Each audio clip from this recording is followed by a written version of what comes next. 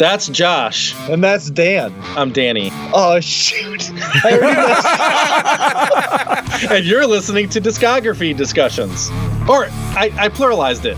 Yeah, it's Discography Discussion. There's only one discussion that you live and die by. You know what's funny? The older you get, you pluralize everything. Like Walmarts. We're going to go to the Walmarts. That's Josh. That's Danny. And you're listening to Discography Discussion. What band are you no, we didn't say we're you're not, Well, who the hell are these guys? They already know Dan's on the show. Josh is back? Yeah, Josh is back. Dan's on the show. We are terrible at this. Yeah. All right. We'll try it again. So that's Danny. That's Josh. And we're not beneath. And you're listening to Discography Discussion. Nice. That was good. We'll take it. What is up, gentlemen? Hey. Hello. Oh, hi. Oh, is this going to happen? Am I going to do this? Ladies and gentlemen, it's Wayne's World. Extreme close-up! Whoa! Nice. Oh, man. Glad to know I'm talking to my peers. What a day. You're Pierce. It appears. You're talking to a Pierce. Pierce to a Pierce. Jeff, Pierce Brosnan? I'm really jealous of that hoodie, by the way. If I was a little bit smarter when I was ordering my shirt, I would have got the hoodie instead. But yeah, exactly. If this is this is only gonna be audio, right? So yeah. For those listening, I just kind of touched my man nip. Oh, that's cool. We'll make sure to include that in the show. I'll give it a sound effect. It'll sound, kind of flappy. I'm gonna tell Travis you guys nailed it on the first try. Okay. For sure. I've never heard of manip before. Is it anything like chesticles? And if you're ready to learn the definition of manip, then you are ready for this episode of Discography Discussion. I am Joe. That is Dan. That is Jeff. That is Josh. That is Danny. They are not beneath, and we are talking about Meshuggah tonight. Woohoo. Oh, yeah. And the droning has begun. Oh, I love it. After all of that intro, we're going to have plenty of outro, if you know what I mean. Absolutely, my friend. Absolutely. We've been talking to these guys for like 3 hours now, so it's awesome. Yeah, that's about right. Yeah, the night is whittled away, my friend, and we're not done with you yet. I took a nap. I woke back up. We're still talking. This is great. We can do this all night. So, guys, this is not beneath. They are guys and gals. Whoever's listening, it's not a guy-girl thing, but that's generic. To our listeners, I saw it on the Olympics yesterday. They're like, "Hey guys, so what do you think of these figure skaters?" And it was like, a woman and a man. Yeah, it's the generic him. There you go. These guys are not beneath, and they just put out an awesome record called Memento Mori. I'm loving the name. Yeah, it was really cool. And the music, too. And these guys play like really good metalcore, which is like an actual mixture of like death metal and hardcore. So not like when I say metalcore, I'm not talking about like a Kill Switch Engage kind of. Is this like last week where you're bringing back the classic title, metallic hardcore? When we talked to Tetelestai, we nailed down what metalcore actually means. So, in that respect, these guys are the real deal.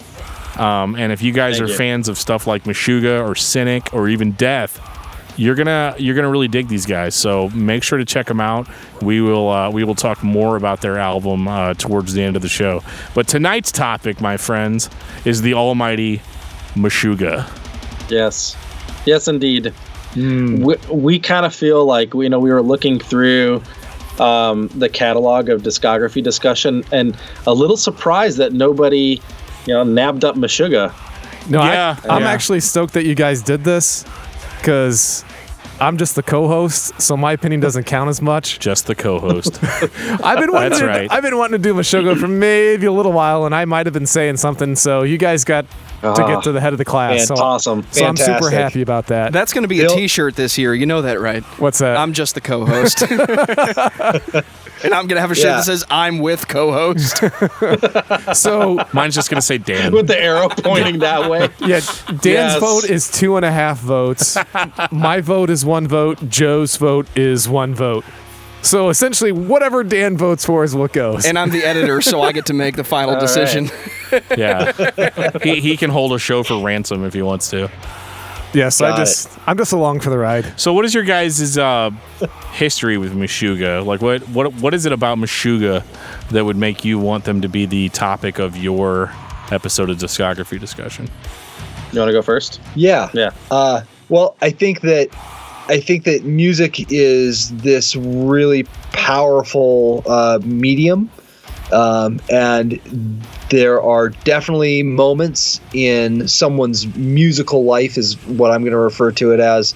There are moments in someone's musical life where you can put your finger on it and say, this is where things changed, because I learned something about music that I had never thought about before. And so I think that there's a lot of artists out there, especially in metal, that have really pushed that envelope and pushed me personally in directions that I had never gone before, musically, mentally, so Meshuggah is definitely one of those bands. Another one for me is the band Cynic. I thought, like, the first time I heard Cynic, I realized that metal can be anything you want it to be. So I think that it just, Meshuggah opened musical doors that not a lot of other bands have. Yeah, I mean, just an overall revolutionary band. I mean, I think that, I mean, they're definitely one of the most important metal bands of all time. So important that they kind of, I guess, unexpectedly started a genre, or unintendedly. I mean, everybody trying to copy Meshuggah turned into gent. Right. You beat me to the punch. And kind of when I think about it, Meshuggah is really not too very genty to me. I don't know if it's almost like people pin the whole like rap metal or rapcore thing on the Deftones. Well, at least and I don't hear that. And same thing with Meshuggah. Like, I hear maybe one genty song, and that was on Rare Tracks. It was the remix of Concatenation. Like, that's that might be the only one I can really think of. But yeah, I mean, a band that really revolutionized how so many bands do metal. So many bands are influenced by Meshuggah. Even like Bill Burr just did a podcast now, and he was like when you see them live, you realize that you're really seeing something special. He was like, when the drummers that you idolize, I'm paraphrasing, when the drummers you idolize are like looking at Meshuggah and being wow, then you're in for it. So yeah, I think his quote was more like, when the drummers you're totally blown away by are totally blown away by this guy, that you're like witnessing something. So yeah, I definitely agree. I mean, like, for us, or at least for me, Jeff's like 100 years old, so he's going to be able to go way back with all this stuff. But for me, the first time I heard Meshuggah was probably like post 2000. The first album I heard by them was Catch 33, and I didn't like it because I wasn't into really heavy stuff. Maybe I was. No, I don't know. I feel like I was. I don't know. But I had only listened to predominantly Christian music up to that point, so like when I listened to Meshuggah and I read the lyrics, like I didn't get it, And so I heard like the first 4 songs on that record and thought like, well, this all sounds the same, And then, but right. It was like intentionally so. So it wasn't until I got a hold of Chaos Sphere that I realized, like, okay. So they were just doing a thing on Catch 33.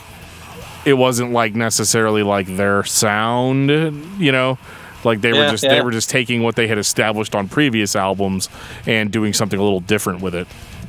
Whereas Chaos Sphere was kind of a mesh of their new direction and their older direction.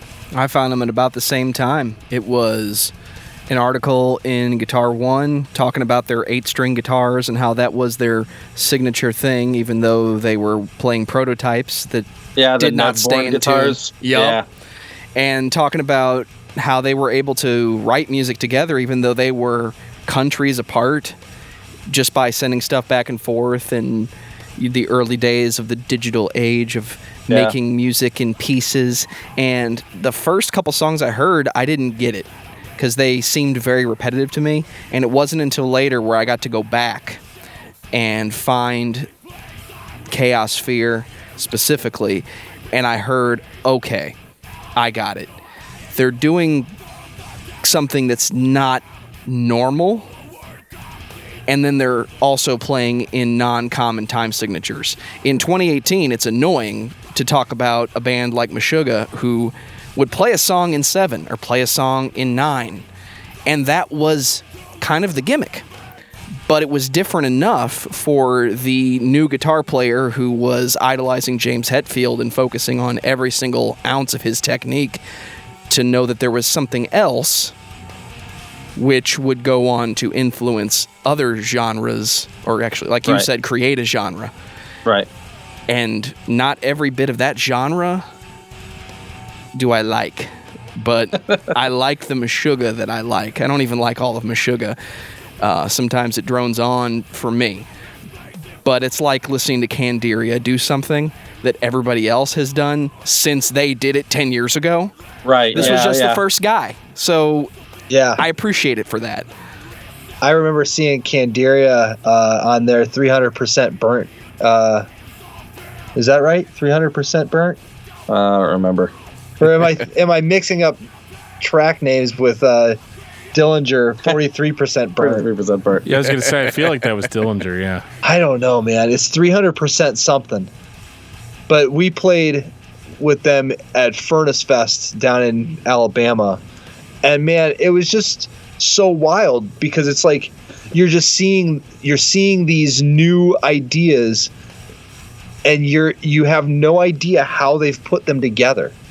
Because the two parts don't equal the sum in your mind, but somehow in their minds it equaled that sum, and they're just putting it out, and it's like, this is fantastic. Yeah. And I can't believe that I'm seeing it with my eyes right now. My first introduction was actually with Chaosphere. I was actually running a podunk music and bookstore out in the middle of nowhere, Kansas, where I was in college. Yeah, so yeah, I was. When you were in middle school in, what you said, 94, I was driving girls to the prom. So I'm an old fart. But yeah, so that was my first introduction, and then I was like, yeah, this is intense. And I was a big Death fan. And then when I actually went back and I found Destroy, Erase, Improve, and I'm like, okay, yeah, this is a seminal moment. This is, I mean, in my mind. That record still holds up today, and that came out in 95, I think it was. 95. Yeah, 95. I mean, it's unbelievable. The fact that modern bands still try to sound like them. Obviously, there's the whole sound. Everybody's going for the gent sound, but just how technical and progressive they were with their music, and how they were all over the freaking place. I love that that's a little chaotic, but it's beautiful at the same time. They're absolutely amazing. They're one of the most important metal bands in the history of metal, in my opinion. Oh yeah, no doubt. I think that's one of the beautiful things about genres like metal. I'm gonna throw jazz in there too, and classical, because pop music is something that that always needs to be changing. But metal can stay fairly consistent and still remain new over, years. And same thing with jazz. Jazz and classical can be new all the time.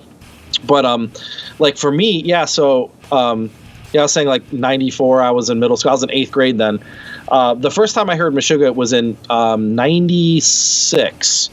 It was in early 96. And the first time I heard them, kind of the same thing. It's kind of funny that I didn't really get it at first. It really didn't appeal to me. The first time I heard them, I was at my buddy's house, Chris, that I was in a band with for a while. He was the drummer for a band I played with called, first Gadfly and then North Meadow Park. But he used to send away for, Relapse had a catalog. And we used to, he used to order tapes just based on their description. So you look at this Relapse, this paper catalog, and it would say like amorphous, essential. Like that was the only description. It sounds like somebody else I know. That's accurate though. I mean, and I was like, oh, like he'd be like, oh my gosh, like that's essential. Like I got to get that because it was so funny. Some of them would be like, oh gosh, I can't remember. I'm just gonna make something up, but they would be outrageous. Like grindcore, like I'll try to remember the Exit 13 one, but like it'd be like grindcore from Pennsylvania that talks about like killing hunters, you know. Vegan grindcore. Like, wow, what a description! So he would just buy records off of a description. So he got a VHS tape called "Death Is Just the Beginning." Oh, that's awesome! It had the Transfixion video on there. And I heard it, and I was just like, I don't know if I really dig it. Like, I like Amorphous more. Wasn't Transfixion on Contradictions Collapse? No, Transfixion was Destroy, Erase, Approve. Really? Yeah. Yeah, so... What track is Transfixion? 4. What? Yeah, track 4. He's correct. Or 5. Yeah. It's 4. It's 4. So, I didn't really get it, but then I remember I still bought the disc. I don't know. This is weird how this works. And I remember I was listening to it at my mom's house, and I listened to Future Breed Machine, and the breakdown happened. Yeah. And I'd heard this record a few times, and I just, like, it didn't resonate. But I heard it that one time, and I just got it. I was like, oh my, I get the entire record now. And it's kind of funny how a band or something that really kind of doesn't appeal to you, you just hear one little thing and it wins you over tenfold. So yeah, that changed my life. It's kind of weird to say that. I don't think it's weird at all. But that's something can have such a profound impact. I was sorry to take it here and to like I maybe talk too much, but dude, we're all music nerds. Go ahead. Lead the way. So I work for Audio Technica, and 6 years ago I went to NAMM. I go to NAMM almost every year. That's large trade show. It's a large music trade show in Anaheim. Not Vietnam. Also, not Vietnam. Not Vietnam. No, not Vietnam. The NAMM. Wow, the plug North American Music. Like North American or National Association of Music Merchants. It's something like that. So not. Definitely not that. Thank God. Woo. Okay. So I'll talk to people. We were topical, and then we took a left turn into questionable there. Have you met Jeff? Sorry, that's my MO. Jeff, ladies and gentlemen. So it's kind of weird who you get starstruck by, like Tito from the Jackson 4 came into. Ooh, how many is it now? Wow. I know. Well, Tito came into our booth, and I was just like, "Hey, Tito, what's up?" Like, it just didn't do anything for me. But I saw Jens Kidman and I saw Dick Lovegren go into the Shure booth right next to us, and I nearly had a panic attack. And they were doing a meet and greet, and the next day, so I kind of rubbed elbows with their manager, and I was like, "Hey, I'd really like to be able to take you guys to dinner." I was trying to use my corporate pool. And they called me the last day of the show, 30 minutes before I was supposed to go out to eat with the rest of the Audio Technica crew. And they said, hey, would you like to go meet us at the Cheesecake Factory? And I was like, yes, I'm going. I don't care. Right. So I went, and I got to meet, and I got to eat dinner with all the guys in Meshuggah. And I'm trying so hard not to be a fanboy and tell them, too late, in a pleasant way, hey, you guys changed my life. Like, I was 15, 16 years old, and I heard Destroy, Erase, Improve, and it changed my world. So, yeah. So are you saying that you have eaten cheesecake with Meshuggah? With Meshuggah. Yeah, I ate cheesecake. That's like, I mean, why isn't that on the front of your guys' CD? I think that's going to be the opening of the show. Including people that have eaten cheesecake with Meshuggah. I would buy the CD on that alone. Yeah. Called Reality. Reality, there you go.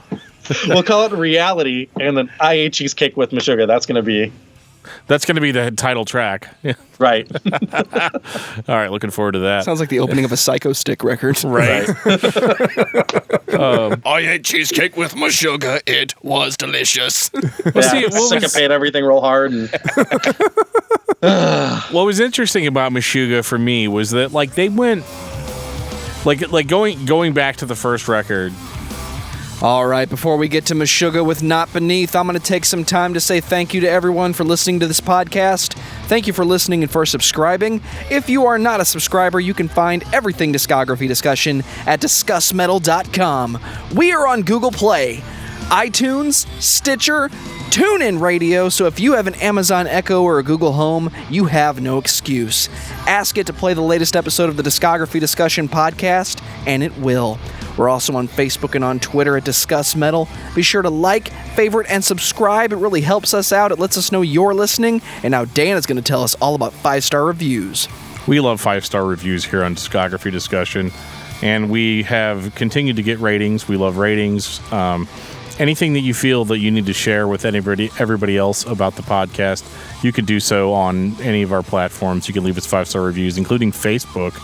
And on Apple Podcasts. So whatever you got, send it to us, and we'll read it on the show. And now Jeff is going to tell us all about our guest, Not Beneath. Oh, I think you're going to have to stay tuned for that one.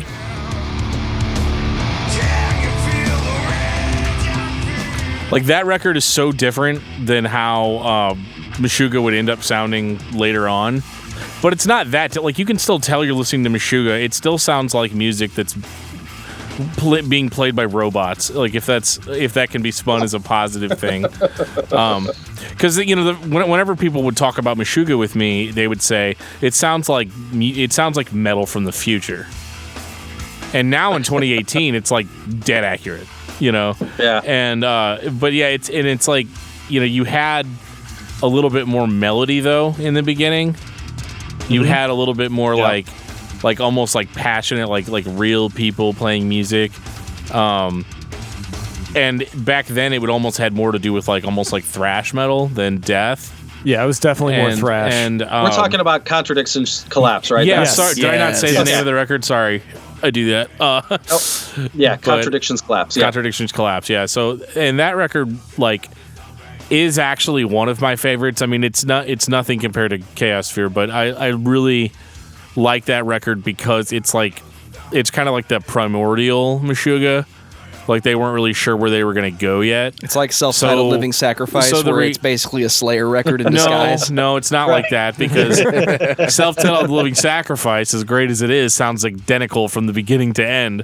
Whereas with Contradictions Collapse, it's primordial Meshuggah. And because of that, because they're going in so many different directions, the side result is that you get a lot more variety on this record than you get on a lot of other Meshuggah records. This is also the answer to my question: would Meshuggah sound like a standard metal thrash band, very syncopated, if they weren't playing in such low tunings? And the answer is, well, kind of. But I don't know. I mean, they didn't get into really low tunings until I think it was it was Destroy, Erase, Improve. Yeah, they were playing 7 strings on Destroy, Erase, Improve. They were that's like their lower tune. Like they were in D or E for up through none. Right. And then when they got I'm like, gosh, man, I feel like I'm a Meshuggah historian. When they went over to Ibanez Universe 7 strings, right? That's when they started playing in B, right. And that continued up until Nothing, which is when their album Nothing, right. No, actually, Nothing's their best-selling album, if I'm not mistaken. If I had to, I would say I'd be surprised about that. Most. Yeah, I think it's because I thought it was because Chaos Sphere was such a and Destroy, Erase, Improve got them such notoriety that everybody bought that on, I guess, street cred, so to speak. Right. I'll have to look it up. Which makes sense. Well, I can't remember exactly which one. I'd have to cheat and look it up, and I guess I could. I got the phone with me. It's heavy as piss, man. Yeah, it's really... They actually, one of their albums, they sold over 100,000 copies of one of them, which was just, for the type of music that they are, is just mind-boggling. I mean, that's insane. Well, that's what happens when you're that seminal band that everybody really leeches off of as far as influence goes. Honestly, not really. I'm gonna disagree with you on that, Joe. All right. I feel like bands that are innovative never get the credit that they deserve. I think a lot of the time, even if you hear a band that you think is seminal, it is entirely possible that they are literally just aping a band you've never heard of. I'm not saying that's the case with Meshuggah. Example. But I am saying in general. Black Sabbath. Who were they aping? Okay, sure. Let's go back to the beginnings of metal, Joe. But no, what I'm saying is like, but what I'm trying to say is that a lot of the times the bands that get bigger are influenced by what's going on in their local. Very true. In their local scene. Are you saying in underground metal that's the case? In underground metal, that's the case. Okay. That's what I'm trying to say. I like it. I agree. All right, and nothing. Josh wants to say something. I was just thinking if you're looking at what was going on in like Europe at the time, in like especially around the time of Destroy, Erase, Improve, it was all like that Gothenburg mellow death sound, and you had In Flames and Dark Tranquility and At the Gates, and then you've got when did Carcass's Heartwork come out? 94? 93. So, we should know this. Yeah, we know. We love Carcass. We just did the Carcass episode a few weeks ago. Scott Mellinger? I should know this. Yeah, Scott. Sure. Good old Scott. Yep. But I mean, if you look around, I highly doubt that they were very influenced by any of that, or else we would have seen, there's no mellow death, like melodic death metal traits to Destroy, Erase, Improve. No, I agree, and I'm not making that argument. And I think that they just pushed their own envelope and just. But I think that I agree in that all these seminal bands are. You can watch their own evolution. Like Death. Death, you can watch the evolution of that band, and you can watch basically it's the evolution of Chuck Schuldiner. That evolution takes place over a decade. Did Scream Bloody Gore came out in 87? 86, I think. 86. No, wait. God, I should know this too. We didn't just do the Death episode, but we know you don't do dates well, Dan. It's okay. It was the 80s after I was born. Let's see. I want to say it was like 86, 87. It was 86, 87. Because I feel like Leprosy was like still 80s. So it couldn't have been Leprosy that came out in late. 89. 89. So yeah, it had to have been 87 on Scream Bloody Gore. Yeah. So I mean, you watch from like 87 till 98. So over 12 years, and you watch this progression into something completely different than where they started when they started out. So, well, yeah, I guess it's kind of the same with Meshuggah, I think it's the same thing with Meshuggah. You see contradictions collapse, and even from Scream Bloody Gore to by the time Death got to Human, or for Meshuggah, it's from contradictions collapse till they like that whole Destroy, Erase, Improve, Chaos Sphere. I kind of feel like that's the same time. I don't really feel that there was a lot of differentiation between those two records, other than Chaos Sphere has got some of the worst production. It sounds pretty bad, but ever. Yeah. I think it's the mastering job. I really do think that the mastering is not really good on that album, and I hate saying that because one of my favorite engineers, Daniel Bergstrand, recorded both Destroy, Erase, Improve and Chaos Sphere. But I can something is really way too sizzly about Chaos Sphere to me. There's just so much top end. Yeah, it's very off-putting, especially on headphones to listen to. It's not so bad blaring it in the car like I was on the way down here, but I think that it was. I think it's very top heavy, and there's just and it's like that. Knowing Meshuggah, it's one of those like it could have been intentional, but I don't feel like it was. In this case, I don't either. And I kind of feel like if they were to benefit from they remastered, they did the Destroy, Erase, Improve. Yeah. And that, to me, that still sounded like, okay, you just took something that sounded good, made it sound good in a different way. Right. But I think Chaos Sphere would be the one that would benefit most from a remaster. But yeah. Hear that, Meshuggah? You know, I could always. I I wouldn't contact them to let them know. But yeah, But next time we see them, we should just like, hey guys, let me tell you where you could be better. yeah. So the next time you're You having guys changed cheesecake with them, You guys changed can my talk life, but you know. Yeah. So cheesecake, we're never eating cheesecake with you again. Yeah. Right. Unless Thomas Hake, his girlfriend is on that show Orange is the New Black. Okay. Jessica Pimentel. Yeah, and the last time we saw them, she was in their trailer with them, and I felt a little starstruck. Like, yeah. I'm in the trailer with like one of my favorite bands, and I'm like, these are just guys. Like, it doesn't matter to me. Like that's great that I'm here, you know. But I felt really starstruck that, you know, this actress is also there. That was one of the weirdest things. Like, you know, you meet your favorite bands, you think you're going to be starstruck, and you're not. You're starstruck by their TV star girlfriend. Right. Yeah, that's like, hey Tito, hey, how you doing? You know, like, oh my God, ah! That's a really bad. That's a really horrible thing that I'm always afraid of with what we do. Is that one of these days we're going to get somebody on the show and I'm just going to be all like, oh my God. You know, like, can you? Do you guys remember when you guys did this? It was so awesome. You remember the Scott Millinger episode? Yeah, I was a little bit like that. Zayo is by far like my go-to band. I mean, they're like just everything they do, I love, and I'll always be that way. Even if they put something out and it sucks balls, like I'll still be like, it's actually really good, guys. You know. Luckily, their last two releases have been fantastic. Amazing. Yeah, they've killed it. It's like they're on the upswing again. I don't want to say that Zayo was really ever on a downswing, but there was a couple albums where it didn't feel right. Like when they recorded with Steve Albini. Yeah. And it just didn't feel right. But these last two, like Pyrrhic Victory, it's like, whoa, like things are like, yeah, things killer, man. Yeah, totally. Yeah, good dudes, man. They're all really good dudes. I know we're talking about Meshuggah, but Zayo is they're all class acts. Absolutely. We've known them for a long time. Both iterations of Zayo. Yeah, both iterations. Yeah, no doubt.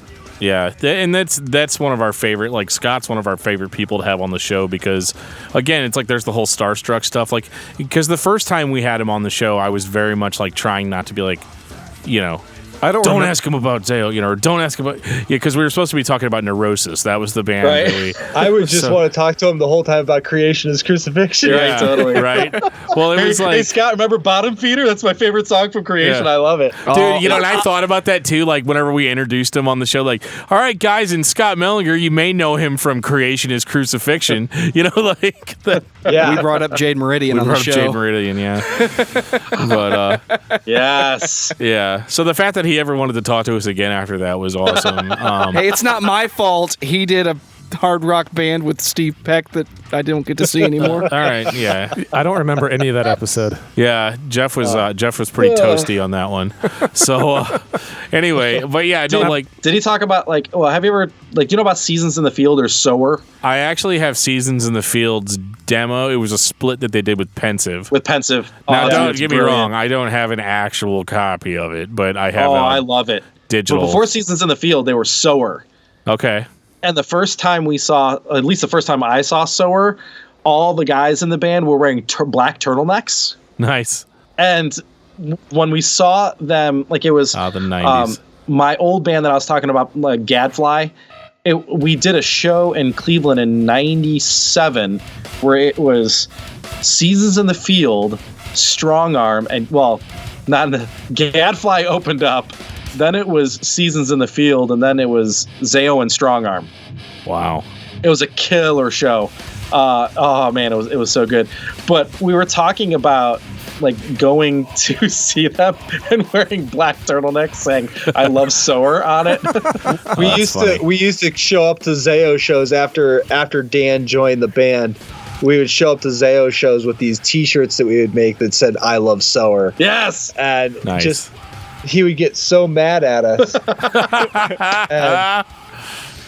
All I see in my head when you bring up the black turtlenecks is Sprockets from SNL. Now is the time on Sower when we sing.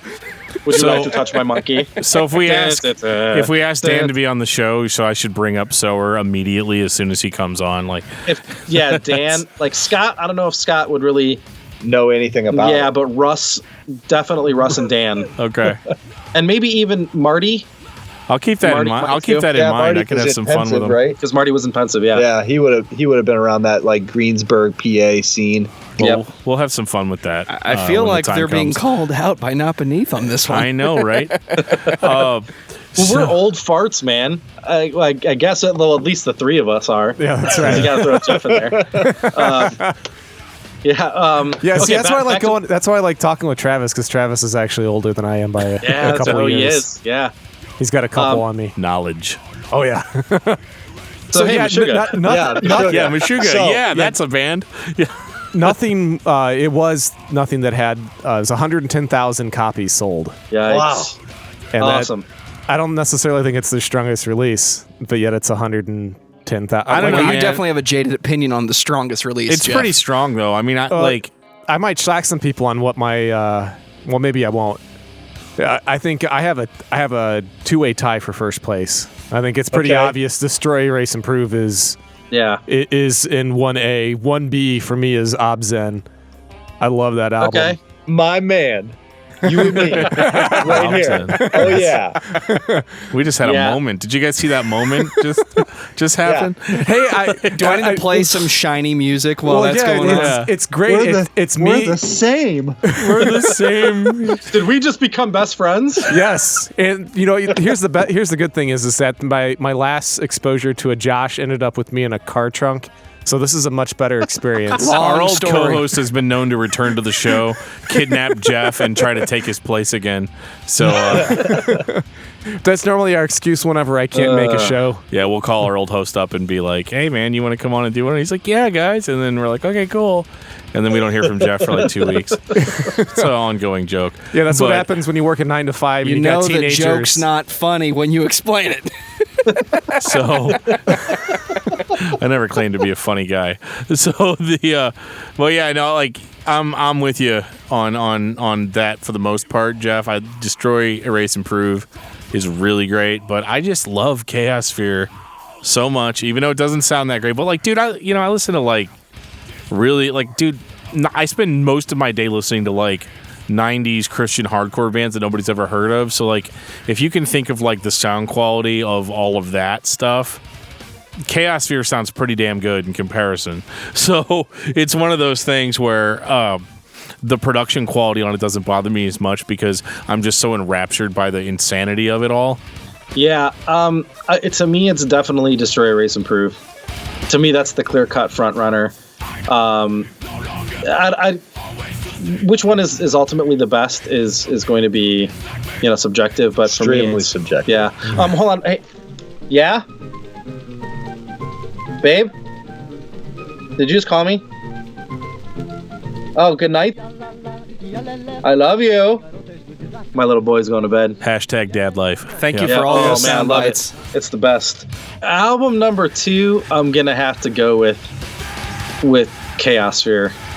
Yeah, Chaos Sphere is my number 3. Well, do we throw EPs? EPs. If you want, none. go ahead. Is you gonna say none? None. Yeah, that's a good one. Yeah. Yeah, None is kind of a funny story about that too. Is song 3 that I can't remember. Let me look it up. Ritual, right? So I remember talking to them about that. I'm one of the lucky few that got to see Meshuggah's first North American performance in Milwaukee, Wisconsin, 1998, the Milwaukee Metal Fest. Street cred. And this is so silly, but I talked to them about that album, and they told me that they didn't like the song Ritual, and they I want to say that like Thomas said that it was like their attempt at doing something like Foo Fighters-y, and they just didn't like it at all. What? Yeah, I don't hear that. I want to say that that's the case. I'm almost positive. The only thing I can really truly remember about, aside from the performance, about talking to them, was that I bought I bought them their first AC records. They never heard of AC, and they were selling 7 inches everywhere because it was a metal show, and it was, 1998.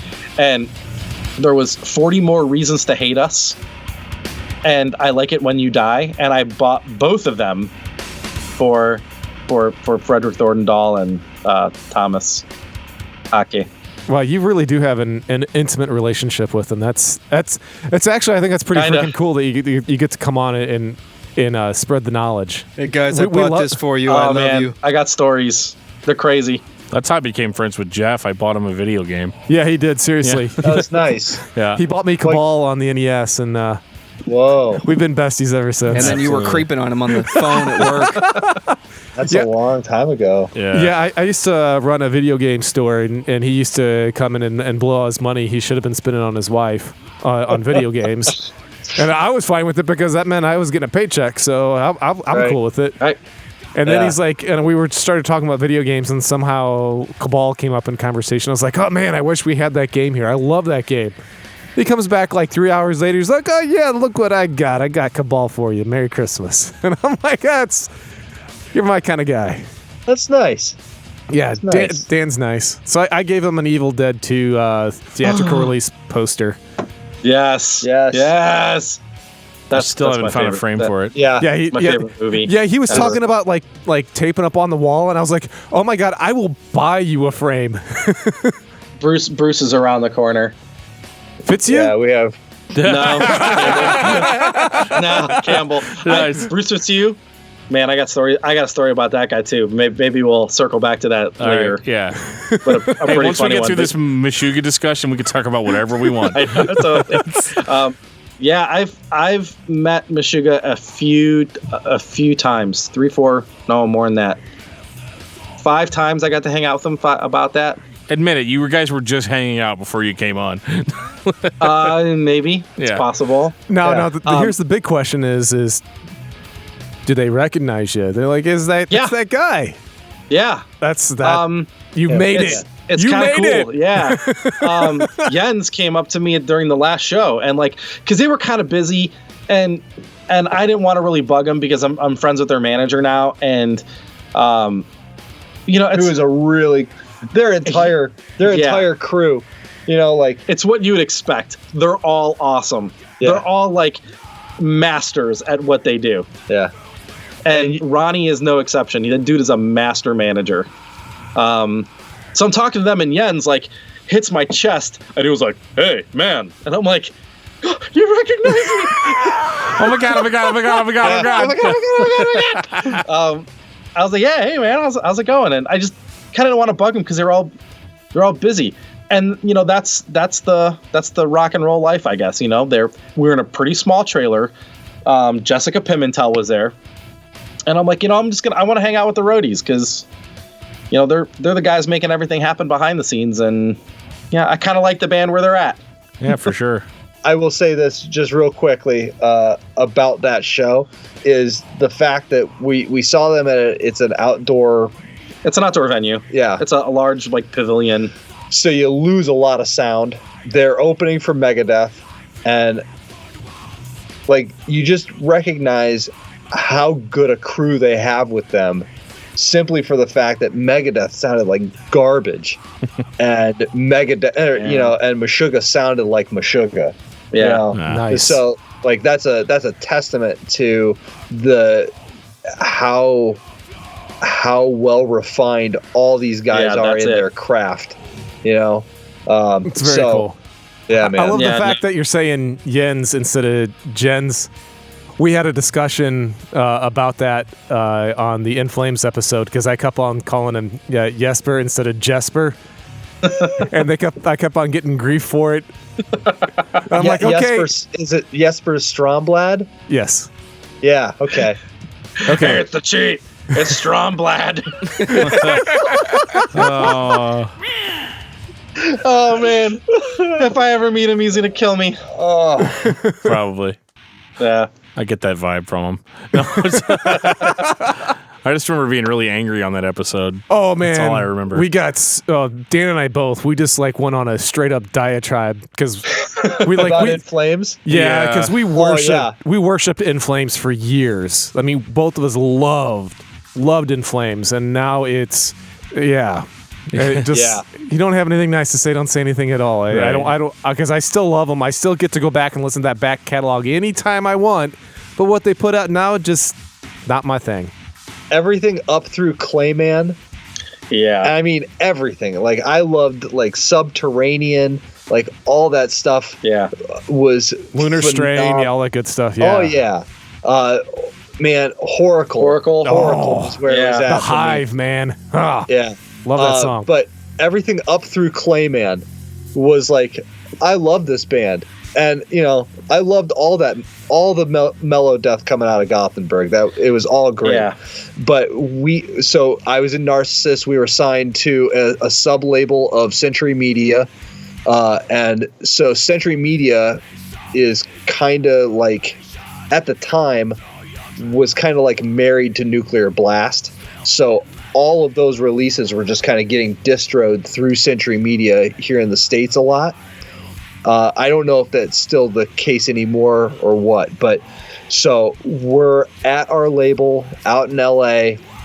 We get to ransack the warehouse. I'm like, I just want In Flames t-shirts. And our A&R guy's like, I've got their new record. Do you want to hear it? And it was hell yeah. Oh no. One with Cloud connected on it. Whatever the Cloud connected record. Reroute to Remain. Yeah. Reroute to Remain. Worst album title ever. But yeah, I was just so let down by it. I don't know. It was the descent. That was the beginning of the end. It's funny because I liked that song, but then that was it. No. And I was like, oh, okay, like, dun, dun, dun, dun, dun, dun. I'm like, okay, I can kind of dig it. And then, like, the rest of it was so unmemorable. I was like, that's kind of mean to say. But for me, it didn't resonate. That record did not resonate with me at all. I'll say that. Sorry, In Flames. No, it's fine. I'm just going to say, if you decide to pull that episode up, don't do it with your kids around. I know I seem like a nice guy, but I listen to podcasts at work, like in my headphones, all day long. Nice. So yeah. So Meshuggah. If you were gonna sell a Meshuggah record to somebody who had never heard the band, what record would you sell them? Destroy, Erase, Improve. But why? Like, sell it to us. I would say because I don't need to say anything about it. It'll speak for itself. Exactly. I know that's kind of like a cop-out answer. Metal musical genius. I would probably start off by saying it's just like whenever I had to describe Meshuggah to a few coworkers, and I said it's very like mathy music.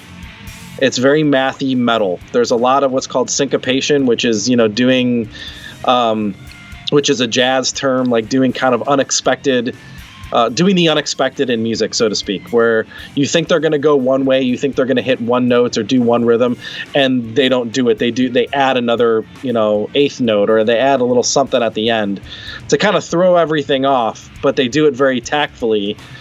And I'd probably, I would hone in on the breakdown. Like, this was the breakdown written in 95 that did it for me.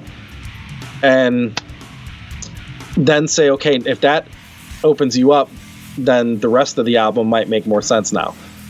I had heard or read maybe an interview with Frederick Thorndahl and maybe Martin Hagstrom that talked about the joy of waiting for the riff to come back around and line back up with the drums, and how exciting it was to for them even to like watch these riffs birth out of just like these circular patterns where they're waiting to see what actually occurs.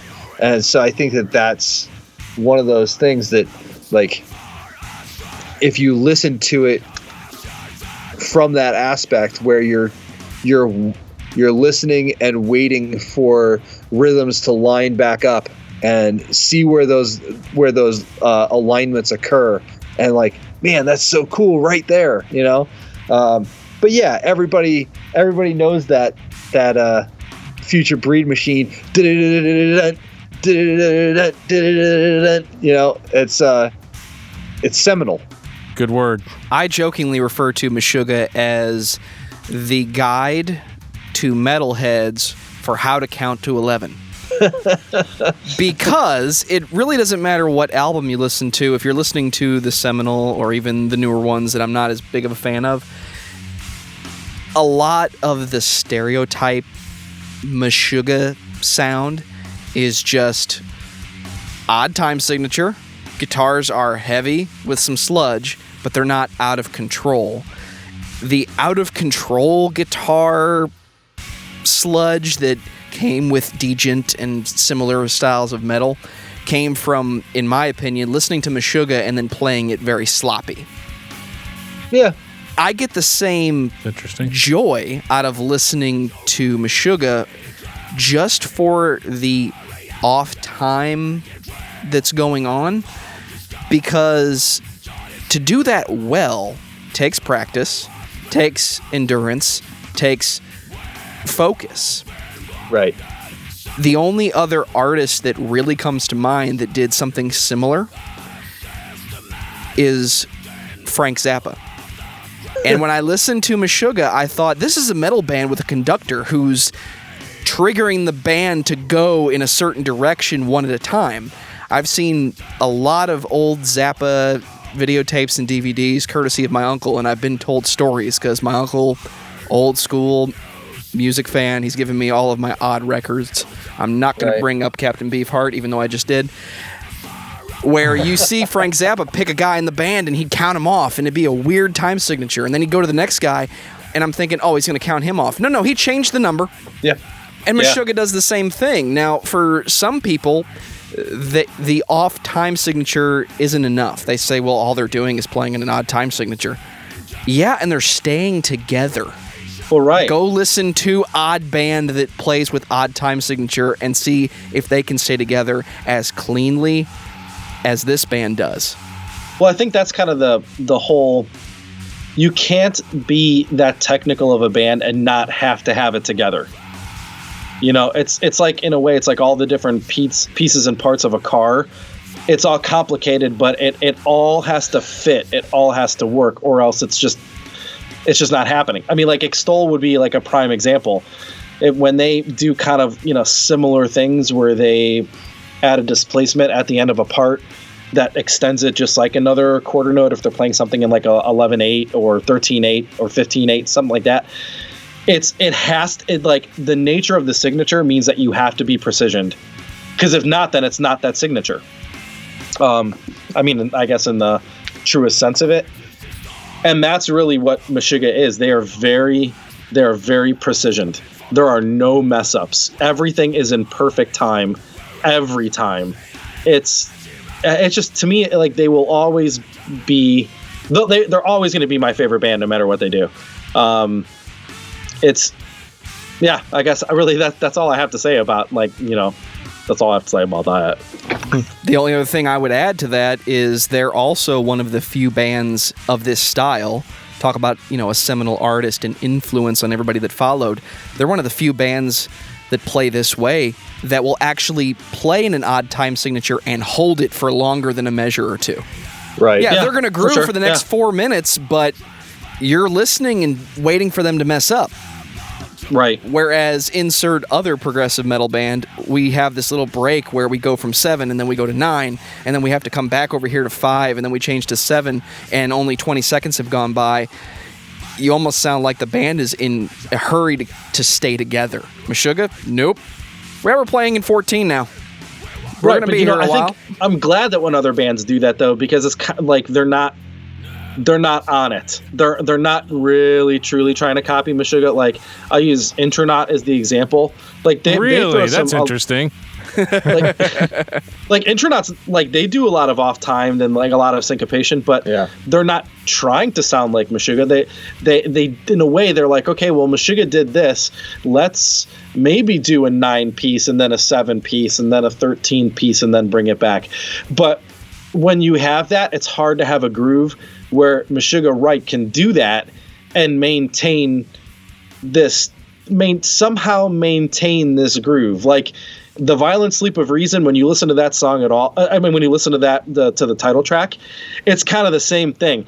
It's kind of all over the place, but there's still that groove. There's still that steady quarter note that even though Thomas Hackett, like they're all syncopating the crap out of it, there's still a groove. And I think that's the other thing about Meshuggah. They're able to establish a groove no matter how crazy they're playing. Yeah, it's funny that the reason why we said really whenever you mentioned Intronaut is because we just did an Intronaut episode. Oh, nice. A couple weeks ago. Yeah, I did see that. Yeah, Direction of the Last Things. That I love that album, the newest one. Yeah. They nailed it. Yeah, the last three songs. I'm like, everybody talks about like the first half of that album. For me, it's the second half. But one of my favorite songs, Sol Portacio, is on that. Like of all time, I love that song. Yeah, they're another one of those bands though that they have this underlying groove always going. Right. Oh yeah. Totally. And it's just like Jens Kidman, where you see him on stage where he's just nodding his head, and it's with the snare drum. And like if you see Intronaut live, that bass player, is just nodding his head the whole time. Yeah. I mean, it's just the Constant. whole time. He's holding it down. Yeah. Fantastic. Yeah. We saw Intronaut when they did their tour with Cloud Kicker and Tesseract. So it was what was it? Intro Kicker or Cloud-tronaut or how did? I don't remember what they called it. Yeah, but yeah, that show is insane. Cloud Kicker, Ben Sharp, dude is like he might not ever admit it, but the dude is a genius. He's a genius. I love Ben Sharp. I love you, Ben Sharp. If you're listening, I love you. See, I feel like I missed out on Intronaut. I just found out about this band last year from a listener request. You should listen to this band. And I kicked myself day one. I was in this hole, and I mentioned this on the episode. I thought Between the Buried and Me was the only band that sounded like this that was really good. You should listen to Extol. Have you heard Extol? I've heard Extol. I've never listened to Extol extensively, courtesy of this guy. Dude, are you serious right now? I'm serious. Are you serious? Yeah. I just want to be the guy that introduces somebody to Extol. 22 years and counting? No, dude, come on. We've been friends that long, and I've never made you sit down and listen to all of it. So here's the thing about listening to music with Dan. I mean, all of it, man. Usually what he does to you Burial, is you're in the passenger seat of the car Synergy. and he's driving, changing songs every 20 seconds. So you catch on to these little things that you love, and you're like, hey, we should listen to that again. No, I'm not listening to that. We're listening to Extol. Well, we should listen to more of that. No, I'm listening to Zayo now. Yeah, sorry about that. Well, hey, can we call dibs on Extol too? Maybe in a later time. Ooh, please. Has that ever happened before? Has a guest ever called dibs on doing the next song? Okay. Whether you honor that or not is up to you, but we'd really like to be considered for that one too. Okay. Okay, so we're up through nothing. I think next would be like Catch 33i. Both those records came out within a couple years of each other. Yeah, Catch 33 and Catch 33 was 2004. 5. No, 2005. Yeah, 2005. Right. And Up Zen was that was like 8 was 10 years ago. Wasn't that scary? Up Zen was 10. Bleed is 10 years old. Yeah. If that doesn't totally blow your mind as a metal listener, I don't know what will. Aside from listening to Destroy, Race, and Prove the first time, Obzen was what really brought me back to Meshuggah. They had just really lost me with and Catch 33. Yeah, I thought that there were some really good moments on Catch 33, but I needed after Nothing was kind of I just kind of felt like I was in this lost kind of wasteland in the middle of their discography. Obzen really brought me back.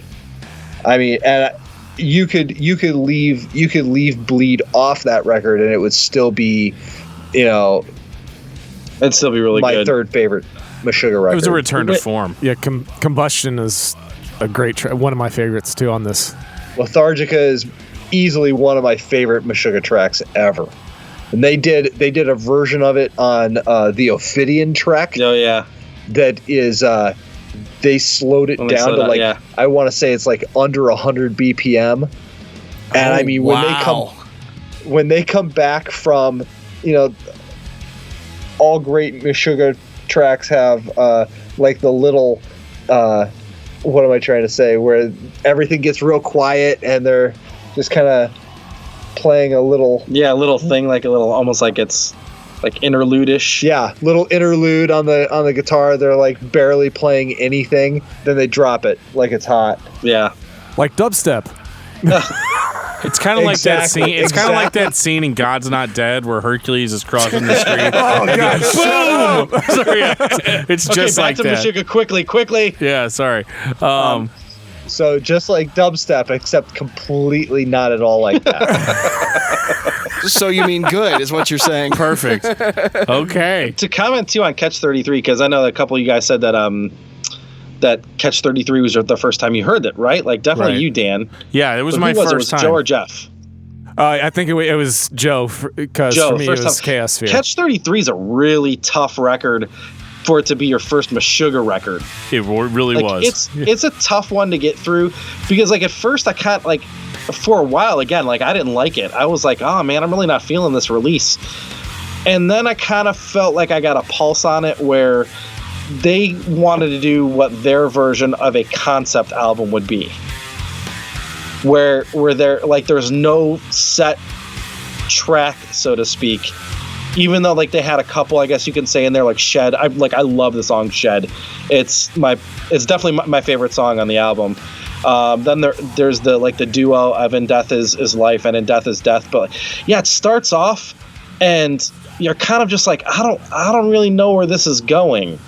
And like I kind of was like, oh yeah, it's still not totally my thing. But then a couple years later, Zen comes out, and that was wow. And for me, it was Electric Red. Yes, like Electric Red was that was my favorite track on there. Oh man, that is really such a good record.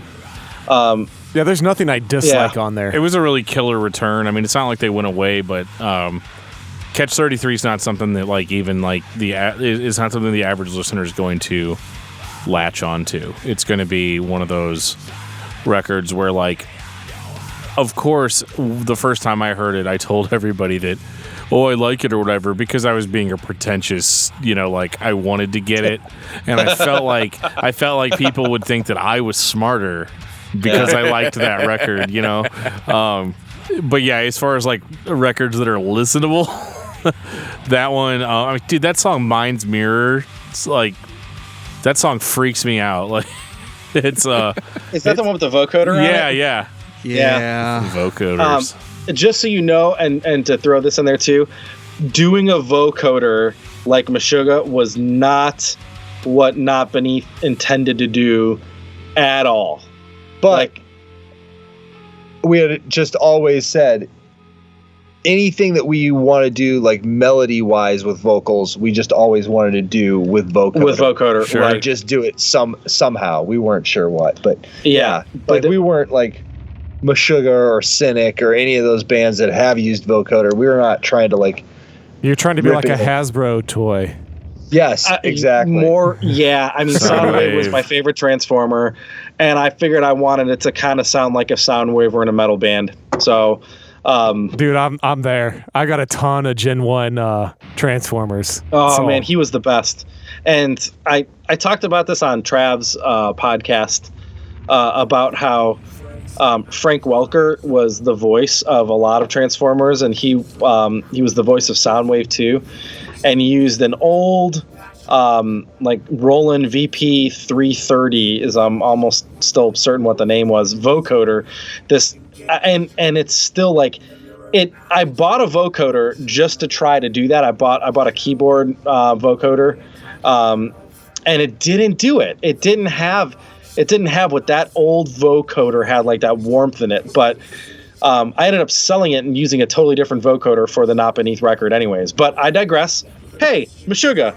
No, it's cool. That's related, though. I mean, I wanted to make sure to mention that song just because I wanted to pull that out.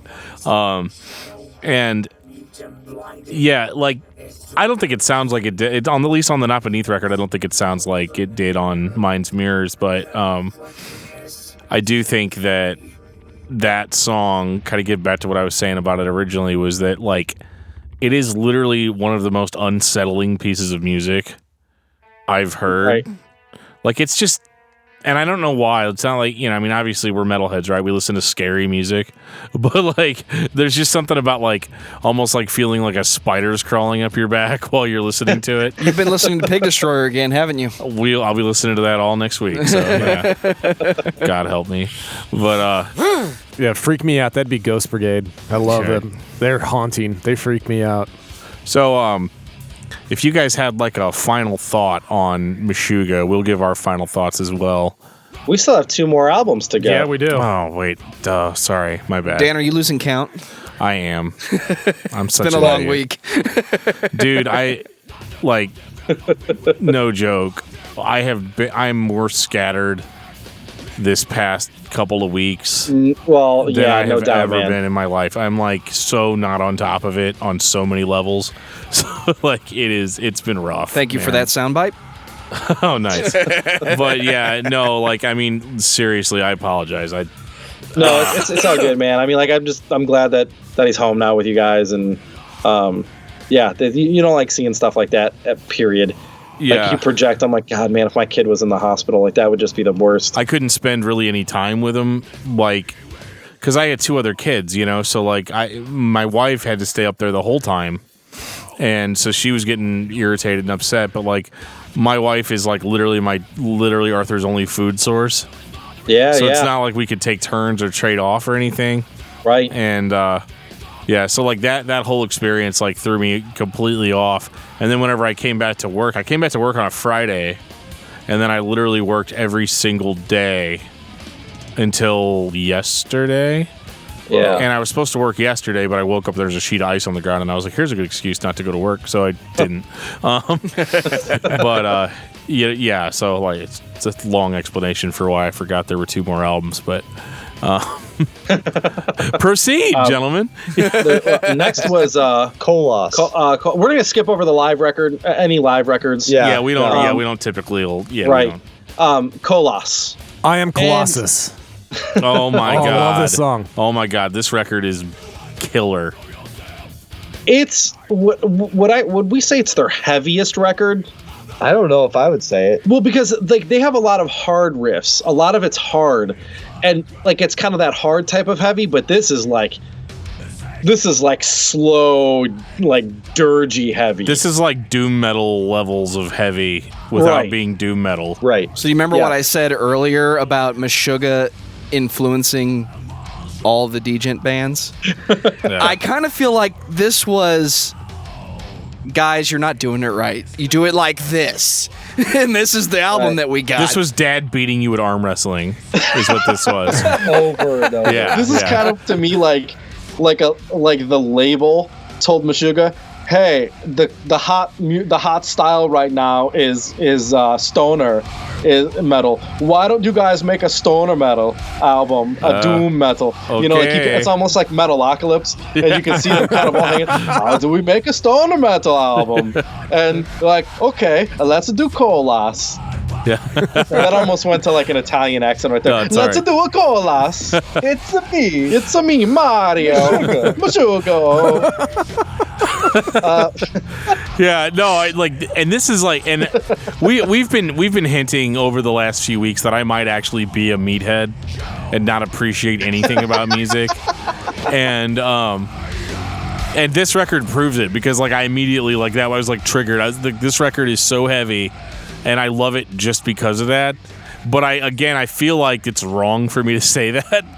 Yeah, it's one of those, like, I like it because it's heavy. Dan needs an outlet is what he's trying to say. But in this day and age, you're not allowed to say that. You got to find the finesse and everything. Back in the early 2000s, it was okay for me to like stuff just for being heavy, but now we have a podcast, so I have to say something intelligent about it.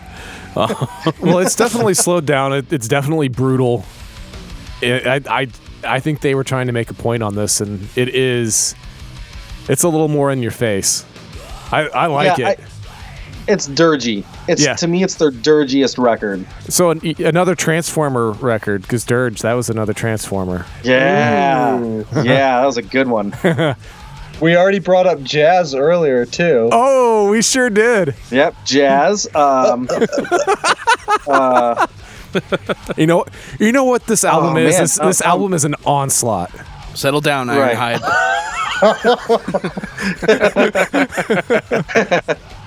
This is terrible. We didn't bring up like Wheeljack or anything like that. I want to listen to Shockwave now. Oh, Shockwave.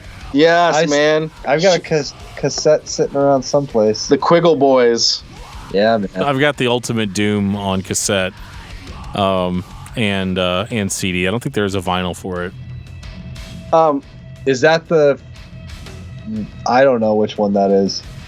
That was the last one that they did. Oh, okay. I think I've got their first one on cassette. Okay. That Seasons of the Field split that we were talking about earlier with Pensive, that has a Transformers quote in that song in Drawback. When Megatron's talking to Optimus Prime, he's like, "Why throw away your life so recklessly?" And then Optimus Prime says, "That's a question you should ask yourself." And I'm like, yes! Yes! Nice. It's like that. We used to do that. Like, I don't know if we still do, but do you ever hear like a new band or a partner? You're like, yes, like they did it. Yeah. Like it's just, yeah. That's I'll transition that into The Violent Sleep of Reason. Oh, you're good. There was a couple parts there I was like, yes. Yeah. Oh yeah. Like Monstrocity. That's my favorite track on that album. It's killer. Yeah. This record really, like, kind of, like, I wasn't expecting... Well, I'm not going to lie. This many albums in, I wasn't expecting the band to still be good. I mean, I hate to be that guy, but, like, that's generally par for the course. We do so many discographies, so, like, it's one of those, like, I'm getting to the point now where I'm starting to see the trends. But Meshuggah doesn't give a shit about my trends, you know? So it's like, whatever. No, I know what you're saying. Yeah. I was really surprised, and I have the least experience with this record. I didn't even know that there was a new-ish Meshuggah record out until you told me, Danny. Actually, you're like, yeah, you do Meshuggah. Their new one's really good. And I was like, new one? And it wasn't like new, but it was, and I was like, oh, shit. So I had to listen to that on the way home that night. And I was like, man, I don't know how this many years later they're still doing it, like, on this level. Like, and that's the big thing is, I think it really comes down to the output level of Frederick Thorndahl. Yeah, because I know that he's the primary riff writer for Meshuggah. Like, he does a lot of it. If you see any other interviews with them about this album, they said that this marks the first time in a while that they recorded the record live as a band. Because before they were just recording parts where, I don't know the exact order, but I mean, if they were playing everything to a click, then what Tomas would do is then he'd play drums over it. So he was playing to a pre-recorded track, if you will, and then that would end up being their album. But this one they did live. That explains some of the computer-esque feeling of the previous records, and it's definitely not a bad thing, but it does in ways sound robotic. Right. It, in a way, some of the stuff, like even like Catch 33, sounds a little stale in that regard because of that to me. But this one, it, like, The Violent Sleep of Reason brings, like, energy. It brings life, in a way back into it, where it's almost like something that they had, like, I don't want to say that they lacked it for a while, but in a way they kind of did. And I know that they've mentioned that in some of their, like, YouTube interviews and whatnot, but this one is really energetic. And that's got to be hard after a period of time, because I know listening to a discography to prep up for this show, you feel bad when you get to record 5 and you're taking notes like I do, and you get to and you get to album 7, and you're trying so hard not to just type, it still sounds like Meshuggah. Right. Because it sounds bad to say it, but it's not. There are so many bands that get to that point where, yep, I had enough 4 records ago, guys. You're still going. And Songs from the Sparkle Lounge just came out, and Def Leppard is still writing Def Leppard songs. All right, guys, you're good. AC/DC, you're good. It still sounds like that. Napalm Death. Napalm Death, good God. Wait till you hear that episode. It's going to be like 4 minutes long. We're going to be all like, Napalm Death plays extremely fast and yells all their vocals really loud, and they play at really, really fast speeds, and that's it. We got to do that episode like Jeopardy, where we're like, all right, so I'll take... what is... All right, we're next album. Well, I guess that's part of the... I'm going to take it here, too. That's part of the genius of Meshuggah, is that every record is defined. You know, it's not... I can't say that any one record sounds like the other record. I can definitely mark... I'll say 3... I think that there were 3 eras of Meshuggah. I think that there was the initial era without Martin Hagstrom, the guitar player, where Jens was playing guitar. Then there's got shout out to Peter Norden, because he's my bass hero. Like the tones that he got on well, I mean, even though he was on Contradictions Collapse, like None and Destroy Race Improve, just disgusting. And then I'm gonna call it like the Dick Lovegren era, where he kind of entered in the band when the 8-string guitars came out, and it's been in that era ever since. Whereas like Dillinger, as totally chaotic as they were, they started like almost recycling. Does that? Yeah. I love that. Like I love Ben. I know Ben. Not well. I mean, he knows me. He's another one where if he sees me, he'll be like, "Hey," you know, and he'll call me by my name. Hey, guy. Hey, guy. Yeah. Hey, not just hey, guy, but like he knows me by name, and he gave me a nickname that we could talk about another time. Maybe it's a good one, but like they started recycling, and I think it was just like their natural progression, where like they were like, okay, well, we've been as chaotic as we're gonna be. We're touring our whole life. Like it's time to hang it up. Like that's kind of my interpretation. Maybe wrong, but that's my interpretation of it. Whereas Meshuggah's like, hey, this next record, it's not gonna sound anything like the last record, right? And it just keeps on happening. So I'm really excited. I heard that they're writing for another one. Yeah. I heard that they are. Of course they are. I mean, it's Meshuggah. They're going to keep writing until they can't. Frederick Thorndahl is still doing Soul Niger Within. Like he missed one of the last tours, the summer tour with Megadeth, to finish Soul Niger Within to his next one, which is 20 years later. Right. And that's going to be incredible. So, yeah. It's like you said, I mean, when you go from album to album, you can tell it's Meshuggah, but you can also tell that they haven't run out of material. And that's really unusual when you look at the lifespan that they've had. I mean, because technically they started in the late 80s. The first album came out in, I think, 91. But they started in the late 80s, and here we are, almost 2020, and they're still putting shit out, and it sounds the same, but it's not the same kind of thing. It sounds like Meshuggah, but it's not it sounds like Meshuggah, but it's not the same stuff. It's hard to explain. But I'm not the same, but you're not the same, and we just want to survive. They're still just as relevant 20 years later, right? You know, as they were at the beginning, and that's what makes them seminal. Really, 30 years later now, right? Yeah. It's still relevant today. It's scary to think that. That's incredible. I know they've been doing this for.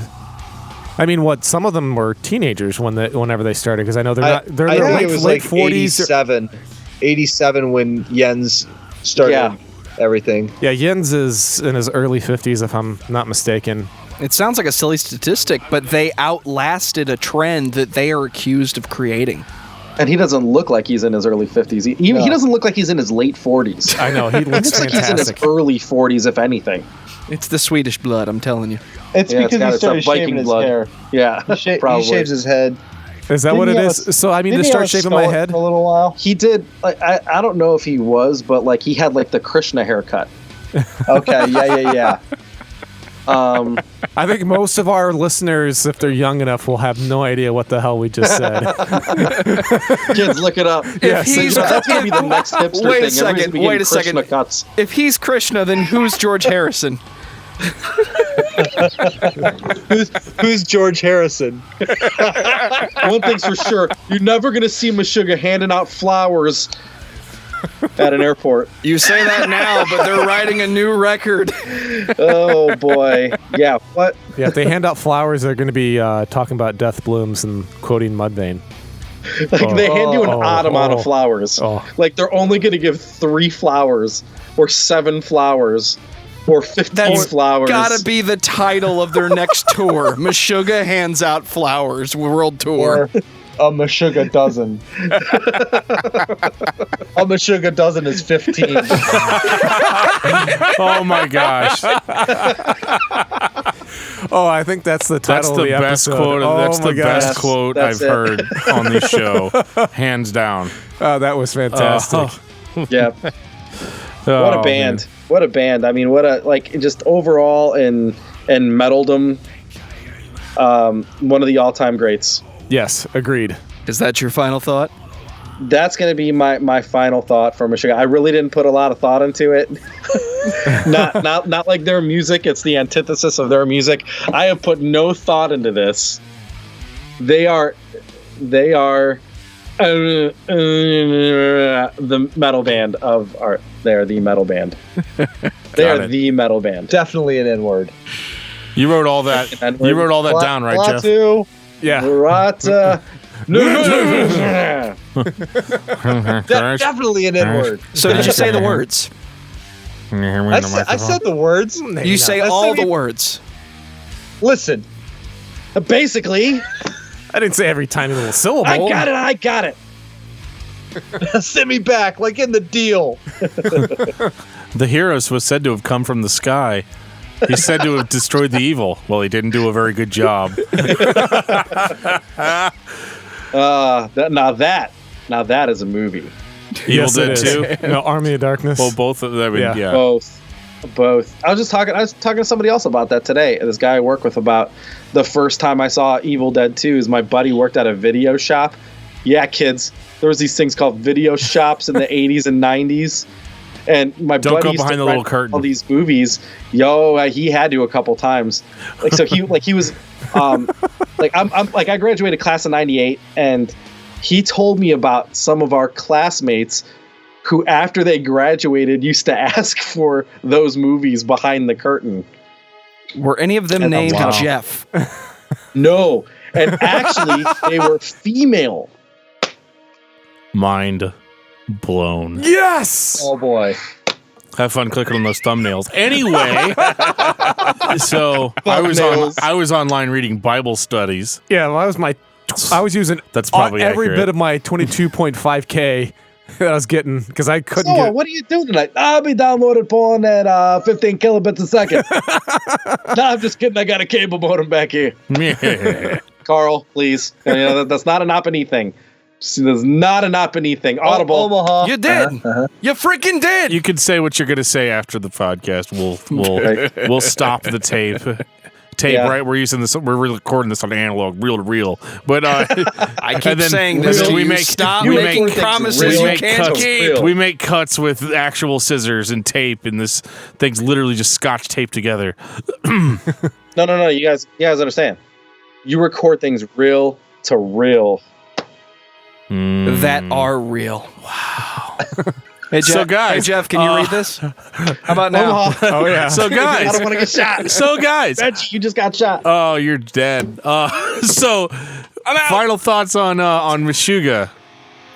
I like Meshuggah a lot. They're a good band.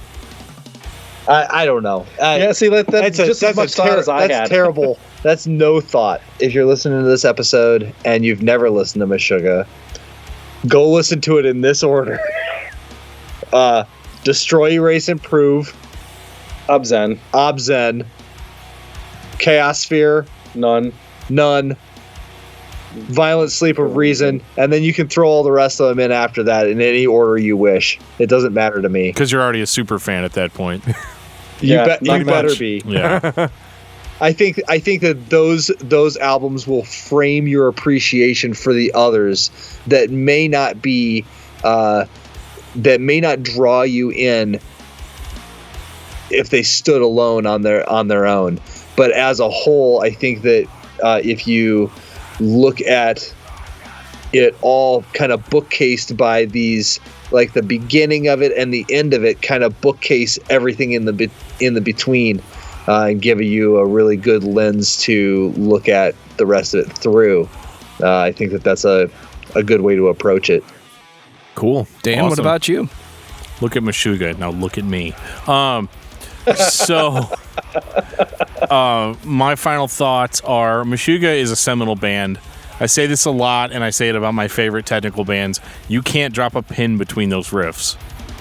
They fill up space unlike any other band that I have ever heard. It is a complex machine. It is something that will basically, it's almost like a perpetual motion machine in that they're not really slowing down.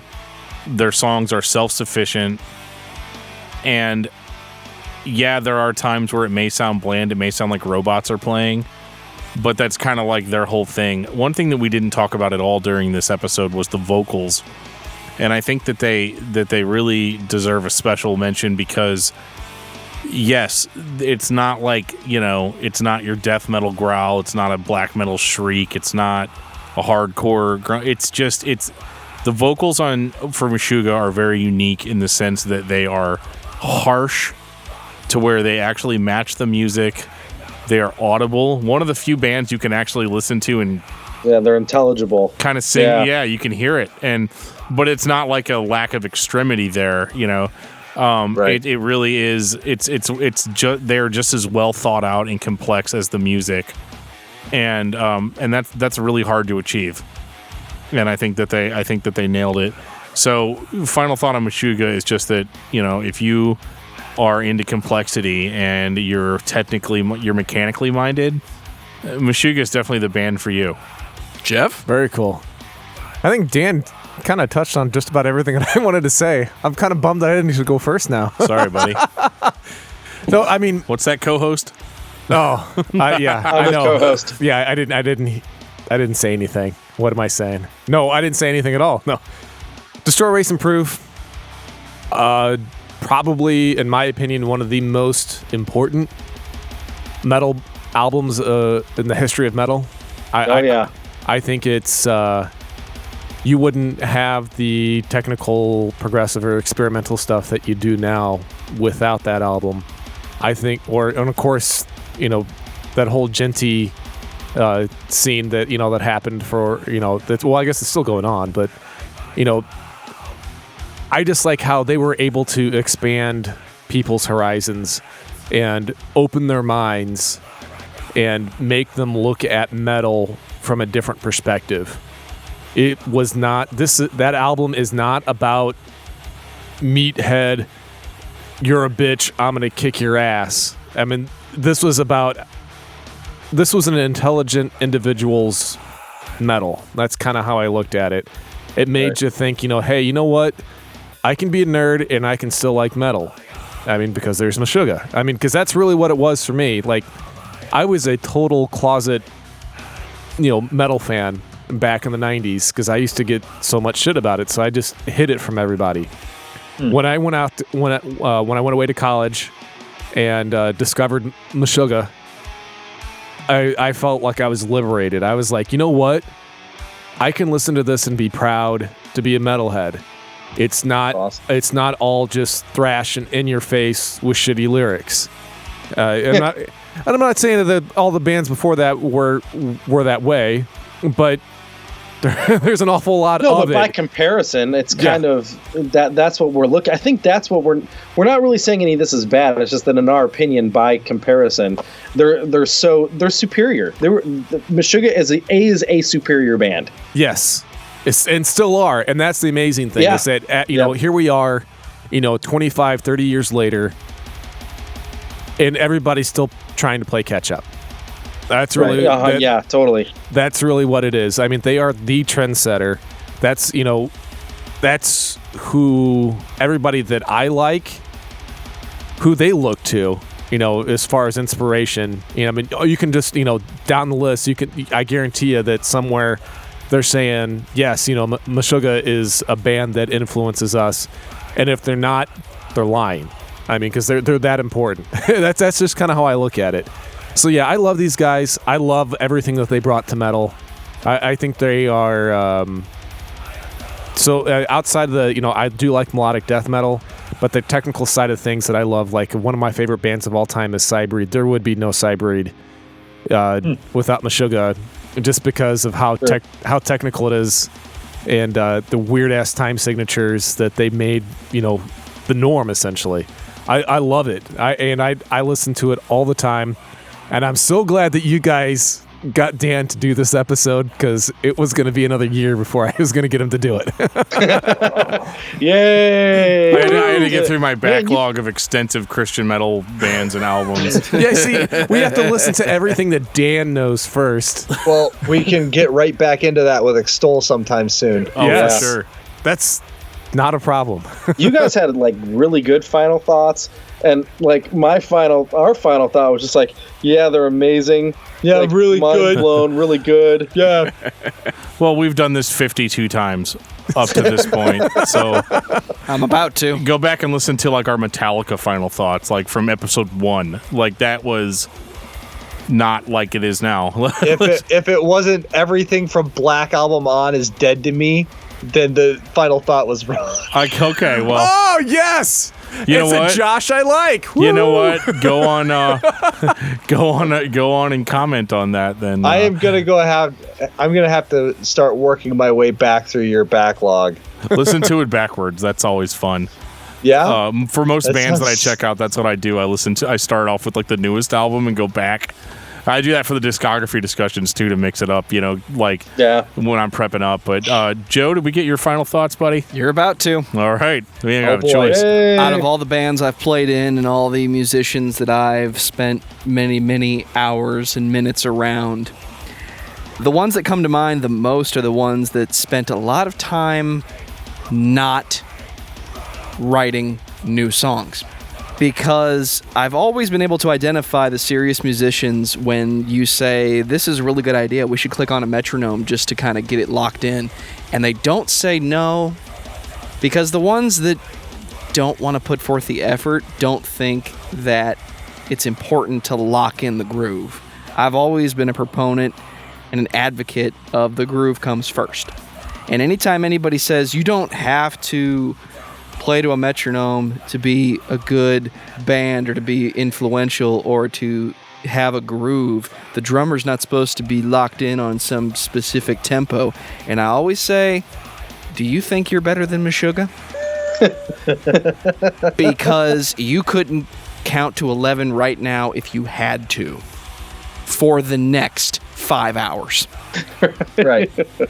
So Meshuggah is the band that I want people to listen to that want to be better musicians, and especially if you're metal and you want to be a little bit different, just a little bit, learn how to lock it in, because you don't have to change it all the time or do something ridiculously over the top for people to notice, because this band has put out 9 records. 15, including EPs. Absolutely. Take out the live records, and I think, or then you get 13. And they've locked it in for an hour at a time. Got to count now. Continue. Yeah. If you want a definition of lock it in, listen to Meshuggah.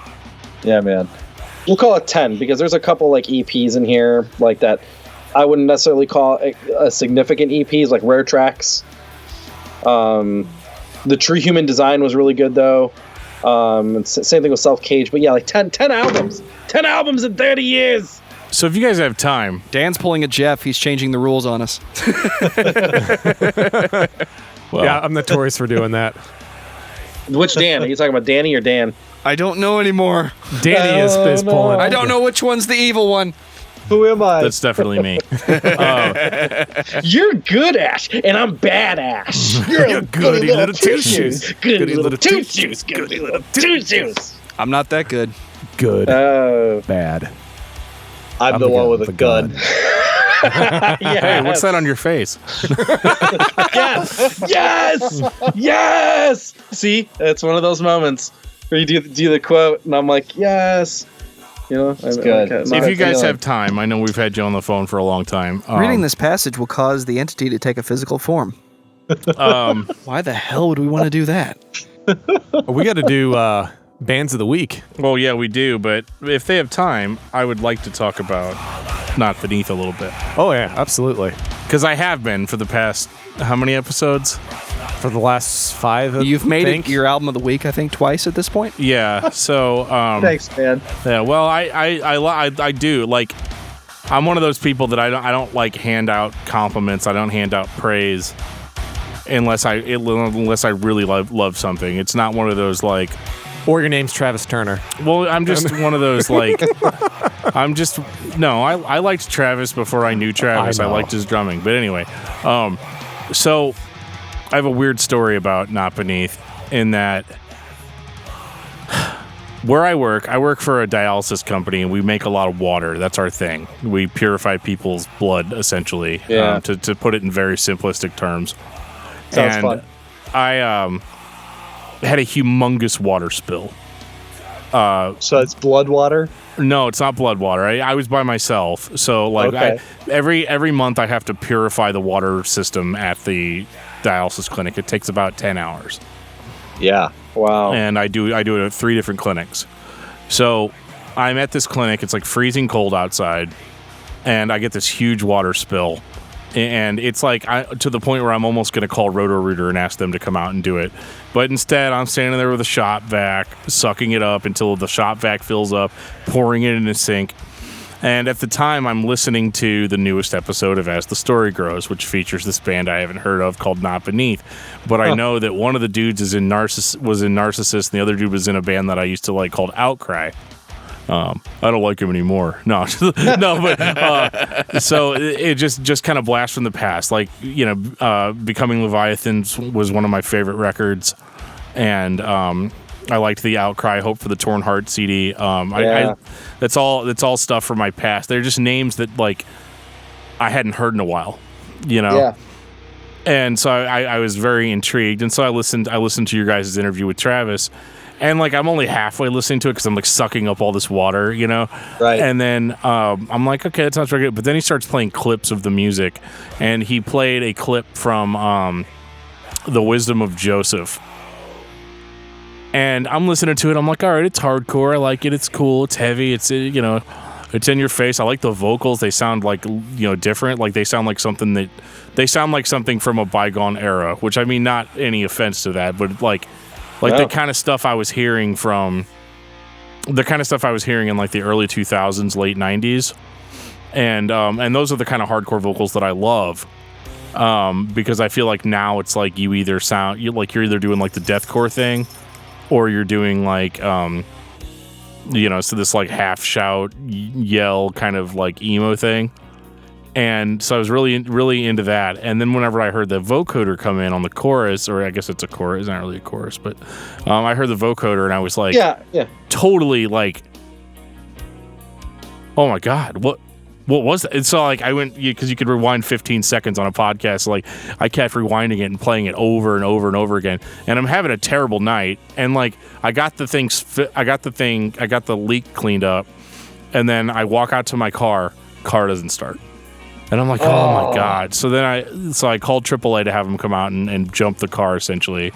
And for that 45 minutes that they were there, or that I was waiting for them to come, I listened to the episode again. You know, like, but like nice. Actually paying attention to it, not like, you know. And so I got all the details. I was like, oh my God, yeah, like, you know, I'm really, really, really into this. And that's whenever I started commenting on Facebook and started, you know, I was like, because I needed something positive, you know. I needed something, you know, some kind of good news, and like that those clips really hit me. And unfortunately, I think I ended up working like close to 70 hours or something that week. Maybe more, I don't remember. It was such a long week. And all I had were those clips because I knew the record was going to come out on January 16th, which was the day after my birthday. And I actually took a vacation, which was horrible timing considering what happened a few days later. But and so I was like, man, this is really good. And I listened to those clips. I listened to that episode like a bunch of times that week while I was working. And I just got so into it that whenever the record did finally drop and I did get to hear it, I downloaded it. I bought it on Bandcamp and downloaded it at midnight, whenever it came out or whenever it posted. Yeah. And to listen to it on my sound system and everything. I just, I was like really, really, really enraptured with it. And the thing that I loved the most about it, besides just the vocoder, because that's like the vocoder is kind of the icing on the cake or the thing that pulls you in. First, like that's the first thing you notice, and then you're like, oh, I want to hear it. But then whenever I got like really into the songs, I was really blown away by like just really long, complicated. So like I think the second song is like over 6 minutes long. Yeah. And just really, really in your face, aggressive, but like with a lot of melody in there, but like not contrived melody, not like, okay, guys, we're going to break into this melodic chorus and it's going to sound like synth pop for the next, 48 seconds. And then we're going to kick back into into like a beat down or anything like that. And I don't know. It's hard to describe. And I will eventually end up posting a full written review for the CD on our blog, which will be a lot more well thought out than what I'm giving you tonight. But no, thanks, man. Thank you. Yeah, we really appreciate it. Yeah. I mean, you guys worked hard on it and you can tell, Boy, did we ever work hard on that. Yeah, I'm sure. Yeah, I mean, you can feel the passion in a lot of recordings, and it definitely sounds like you took your time on it. And like I said, I don't really hand out praise like this too much, but I think in this case it was well deserved. I remember rushing down to the studio. We were doing another episode, and like I was like, Joe's trying to like do his job, right? He's trying to set the microphones up or whatever. And I'm like, no, dude, Not Beneath posted a lyric video for this song. And I was like, you need to listen to that. Joe's like, okay, but we got this episode to do. I was like, no, put the song on. Just listen to the song, and I think that was the first time Jeff had heard it. No, I heard the clips from As the Story Grows. Yeah. Nice. That, I mean, like, when you're talking about it, it's making me think of when you said it's not contrived. We're really, I mean, we're 90s kids. Like right. Like at least in terms of our musical, what's the word I'm looking for? Like when we really got into music, when we started local bands. Our formative music years. Yeah. Were definitely that late 90s, like, really all of it, like from like 90, almost all of the 90s had such a big impact on us musically. It was a really magical time in the scene, in the metal scene, in the hardcore scene. Like there was something magical was happening in the 90s, and we got to like experience the tail end of that. And right, so we tried to put a lot of that. So you're saying it, I'm like, awesome, mission accomplished. But the other thing too is, you first. When we first started out and started talking about like, okay, we're gonna do this. What is it gonna sound like? And we're just like, well, I think that we should just like try and funnel that idea of the 90s and just make it sound like the 90s. And it changed a lot from that starting idea.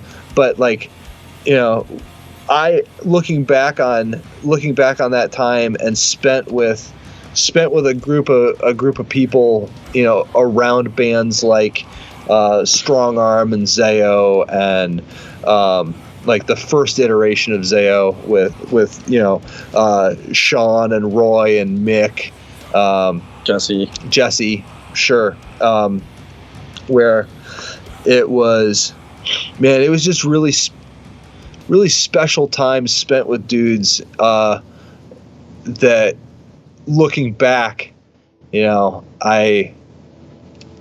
was much more than just a musical experience. It was the beginning of my understanding of like community between people, and having a place where you could be honest with dudes that, I don't know, it was just really special. And we wanted to try and come at it from that perspective of just trying to be as honest as we could be about where we are now. And musically, I think we wanted to approach it from the perspective of like, well, we're not going to put out a 90s hardcore record, you know? Yeah, and our influences have kind of not changed, but like have grown over the years. So it's kind of just like many other bands do. Like we wanted to do our take of not just of our influences, but just kind of some of the music just kind of came forth. Like we were writing, where you're jamming, just so like some of the old bands used to do, if you will. You're jamming and you're like, wow, like let's make this a part. Like it's almost all of my favorite parts on that album are parts Josh wrote. And I tried writing music just on my own, and it seemed to just never work.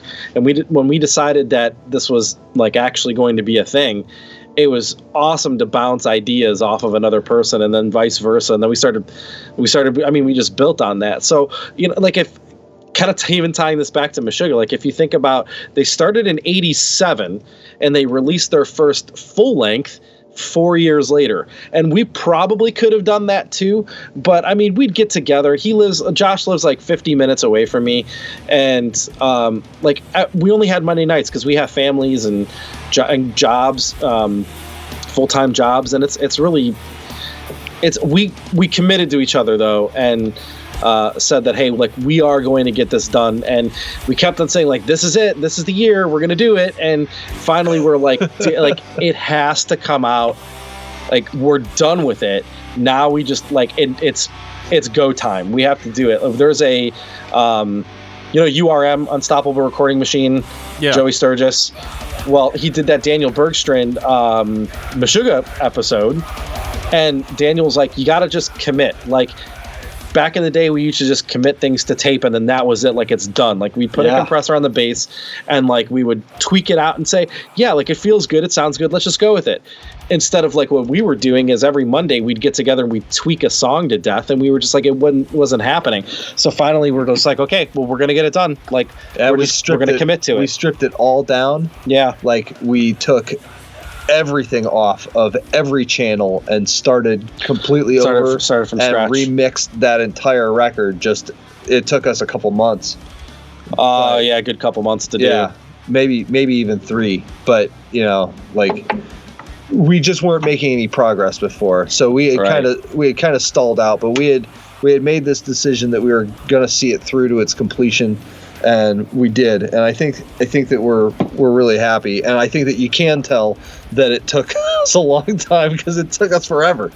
But I mean, like the Wisdom of Joseph is actually like the last song we actually wrote, because it was a song that we weren't happy with, and so we went back and tore it all apart and wrote like mostly a new song. Yeah, I mean, we kept a couple of the old parts, and then. And then we finally felt like we got to the point where it was right. I recorded the bass a few times all the way through because we're not really jamming together. We didn't have all of the tools necessary. I mean, like we jammed, but in the fact that like we would write a part and then jam it and like, wow, that really works. But we didn't have that luxury because we don't have a full band. So, we're really proud of it. We're hoping other people enjoy it just as much as we do. Just like everything else. We're hoping that it just speaks to somebody, that it improves just at least one person's life. So it's always funny how like hardcore and metal, some metal has that component where it's not just the music. Well, we think that the music can stand on its own, but the lyrics are kind of, to me, that's the icing on the cake. Like if you can write lyrics that really you put your heart into and that are not contrived. Christian records can be really contrived. Let's face it. They can't be. And that was probably my biggest concern with lyric writing with this, is that it doesn't sound like a contrived lyrical record. I mean, even like when you just read the lyrics, there's some things that might sound that way, but if anybody ever wanted explanation, I'll be like, look, I'll tell you about that time in my life, and that's why I wrote that. Right. Or, same thing with Josh. Yeah. Yeah, and I think that shows. I mean, I'm a big lyric guy, and it's one of those things where I feel like the lyrics were written in such a way that even if you don't necessarily agree with everything in them, because to me, a contrived record makes bold statements. It's not that it's not okay to make bold statements. It's totally, especially considering your influences and your roots, There's nothing wrong with that. But lyrics that you can really tell the difference whether you agree with them or disagree with them on whatever key point you want to bring up. You feel like the person that wrote them is being honest with you about whatever their struggle was, or see you could see that come through just in the way the lyrics are written and the way they're delivered, and it definitely helped me out a lot. I've not had a great 2018, and Not Beneath has been part of that for me. Not contributing to the not being great Making part, it terrible. Yeah, my God, yeah. We just had you guys on just to trash it, but no, it was. Thank you. Yeah, right, no problem. No, but it really was that thing that I got to look forward to during a pretty dark time. I mean, even though my son wasn't in the hospital until after the record came out, but that week leading up to my birthday, my vacation that I was coveting, it was going to be this great vacation I was going to have. I was going to be worth, and of course that's always the hardest week that you have is where you're running back and forth. And so I had a lot of time to really sink my teeth into the record and kind of get to the meat of it. And awesome. And I guess what I'm trying to say is good job, guys. Thanks, man. Yeah, while you guys have been talking, I've just been jamming out because Joe's been playing Memento Mori. Yeah, we didn't in the background. Yeah, we didn't. We always play music when we're talking. We the whole time we were talking about Meshuggah, we were listening to Meshuggah, and right now we're listening to Not Beneath. We're wondering, are you guys okay with that? With us having your music playing in the background, on the podcast? Yeah. Okay. Yeah, of course. Yeah, it's no problem. Yeah, we talk over it most of the time, so it's not like we're giving people a free record or anything. But it's I think you guys can stream pretty much most of the record on Bandcamp. Yeah, I mean, can't all you? of it on Not Beneath. It on. We don't care if you don't pay for it. We just want people to like it. Sure. Sure. So Spotify, Bandcamp, you can stream it in both of those places. I think I said, you can listen to it on Not Beneath. I think I said that. Oh, nice. That's great. Listen to Not Beneath on Not Beneath. Yeah, because it's 11:40 for us right now. And I'm so sorry, guys. No, it's fine. I probably should bail pretty fast because I got to be up in I got a 50-minute drive back home, and then I got to be back up at 5:30. Yeah, totally feel you. Well, we will continue this on the Extol episode. Nice. All right. Yes. I'll try to coordinate that with you guys the best I can. Well, thanks again for having us on with all this and allowing us to do the discography for my favorite band ever. For sure. We're glad that you guys came on. It's been fun. Yeah, it really it has been. It's been cool. Thank you. Awesome. Yeah, for sure. All right, homies. We'll do this again. All right, see you next time. time. Good. Later. Right, see ya. Bye. And on that note, this has been episode 52 of Discography Discussion. Thank you for listening. You can like us on Facebook and follow us on Twitter at discussmetal. Subscribe to our podcast everywhere you listen to podcasts, including Google Play, iTunes, and Stitcher.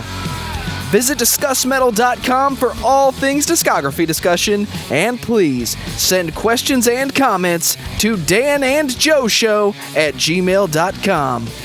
If you are not a patron, you can become one at patreon.com/discussmetal. We have some sweet perks. Thank you, Danny and Josh, for hanging out with us talking about Meshuggah. You guys can find Not Beneath online on Facebook, and you can buy their album everywhere you can stream albums.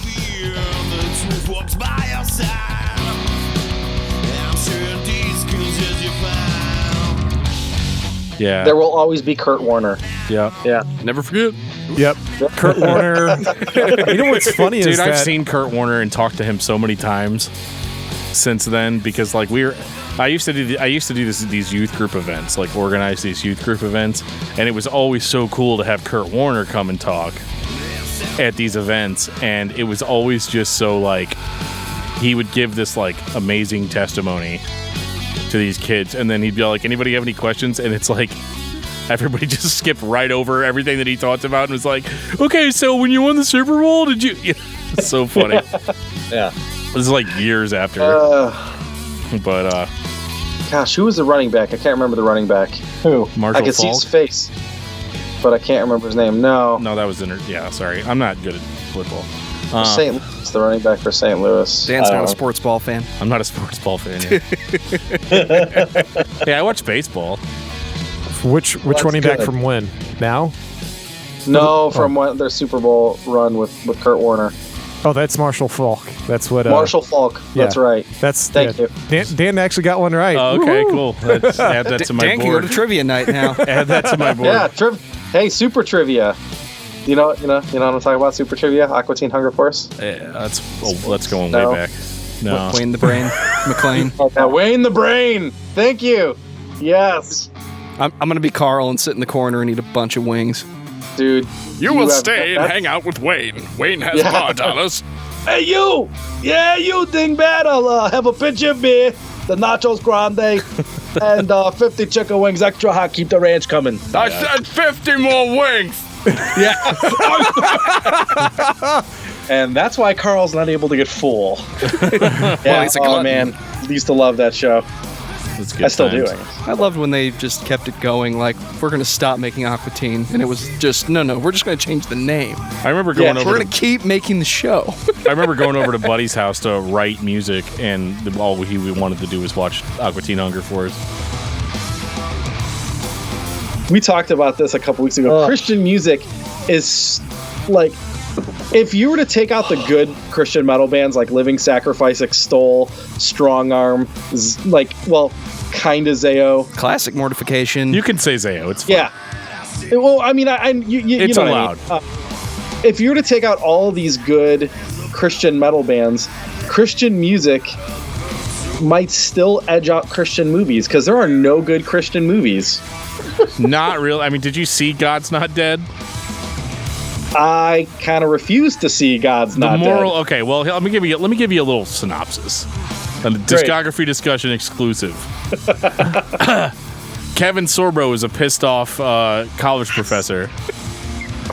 Hercules? Yes, Hercules Kevin Sorbo.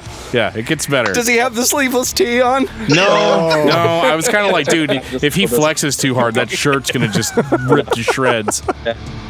But so Kevin Sorbo is a pissed off teacher, and a young white male, which represents all Christians, as we know, is attending college there. A very expensive college. I'm not going to get into privilege and, him being able to attend college and all that. However, what I am going to get into is that this kid is a Christian, through and through, man. And he's going to go up against this college professor because the college professor, Kevin Sorbo, wants everybody to write on a piece of paper, God is dead. Because, that's totally what happens in college, right? Well, it has happened. I have had teachers. Yeah, I have had teachers or professors that have been anti-Christian or trying to push that, and that's fine. But a lot of those people, at least in my experience, I've been able to have a conversation with and just be like, this is what I believe, man. I hope it doesn't get me an F. I just wanted to let you know, like that sort of thing. But so you're saying you didn't go to UC Berkeley? I did not go to UC Berkeley. Let me go get some money off the money tree. But yeah.